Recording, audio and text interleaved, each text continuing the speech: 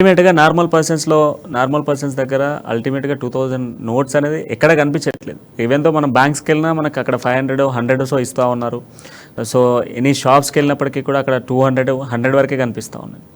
But ఇక్కడ RBI చెప్తున్నటువంటి లిటిగేషన్స్లో కేవలం 10% మాత్రమే మనకు కనిపిస్తూ ఉంది.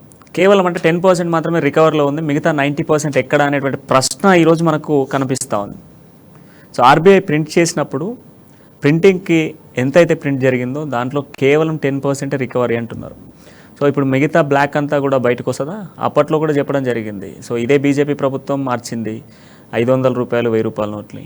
సో అప్పుడు బ్లాక్ మనీ అంతా కూడా వైట్ మనీగా ట్రాన్సాక్షన్ చేసుకున్నారు. కంటైనర్స్ వెళ్ళిన సిచ్యువేషన్స్ ఉన్నాయి.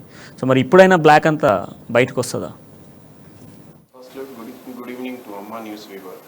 మీ క్వశ్చన్కి ఆన్సర్ ఫస్ట్ మనం కాన్సెప్ట్ అర్థమయ్యేటట్టు మాట్లాడతాం. డిమానిటైజేషన్ ఎందుకు చేస్తాం, అసలు ఈ నోట్ల రద్దు అనేది, బందీకరణ అనేది ఎందుకు చేస్తాం?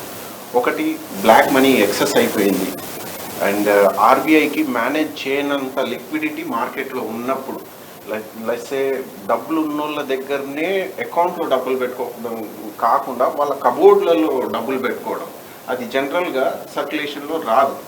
పేదవాడి దగ్గర 2000 నోట్లు ఉండవన్నా, నిజం చెప్తున్నా. అంటే నాకు తెలియదు నేను ఎంత పేదవాడిని. నేను 2000 నోట్ చూసి నెల రోజులు అయింది.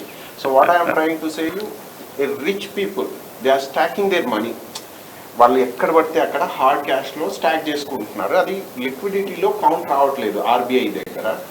ఇంకో విషయం, బీజేపీ అధికారంలో 2014లో రాగానే ఫస్ట్ చేసిన పరిపాలనలో ఫస్ట్ చేసిన ఈవెంటే డిమానిటైజేషన్. ఇంతవరకు డిమానిటైజేషన్ ఎవరు చేసారు తెలుసా అన్న? ఏది? సుడాన్, నైజీరియా, ఎర్టిగా, అసలు ఇవి దేశాలే కావు. ఇవి ఎప్పుడు అల్లకొల్లోలం, ఎప్పుడు లా అండ్ ఆర్డర్ డిస్టర్బెన్సెస్ ఉంటాయి. కానీ మన బీజేపీ గవర్నమెంట్ గొప్పగా అన్నారు కదా, మోడీ ఆయగా దేశ్ కో సంభాలేగా, ఈ దేశాన్ని నడిపించడానికి చెప్పని కసీనా చాయే, ఏదో మబ్బి చేశారు కదా ప్రజలకి. ఫస్ట్ ఈవెంటే వీళ్ళ డిమానిటైజేషన్. ఇక డిమానిటైజేషన్ అనేది నాకు ఒక గట్టిగా గుర్తొస్తుంది. హిస్టరీలో మనకు తుగ్లక్ పరిపాలన ఉంటుంది. బీజేపీ మిత్రులు కేసీఆర్ గారికి తుగ్లక్ పరిపాలన అంటూ ఉంటారు. అది 100% ట్రూ. వీళ్ళకి కూడా తుగ్లక్ పరిపాలన.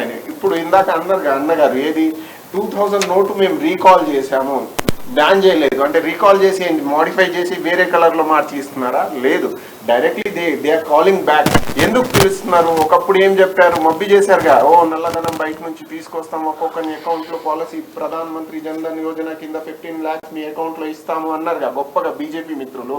ఇప్పుడు వాళ్ళ పాలసీ క్లియర్ కట్ విజన్ లేక, వీళ్ళ గవర్నెన్స్ చేత కాక, ఒకవేళ వీళ్ళు మన ఓల్డ్ నోట్స్ డిమానిటైజేషన్లో ఓల్డ్ నోట్స్ తీసుకొని న్యూ నోట్స్ ఇచ్చారు వీళ్ళు. ఇప్పుడు న్యూ నోట్స్లో అప్పుడు గొప్పగా చెప్పిరన్నా, మోడీ మీడియా అనేది, మోడీ ఎకనామిక్స్ అనేది 2 టర్మ్స్ వచ్చినాయి. వీళ్ళు ఏం చేశారు తెలుసా? 2000 నోట్ ఏడికి వెళ్ళినా జీపీఎస్ ట్రాక్ చేస్తుంది ఆ నోట్ మోషన్స్ అన్ని. అరే ఎంత పిచ్చోళ్ళు చేసిరా నా జనాలు.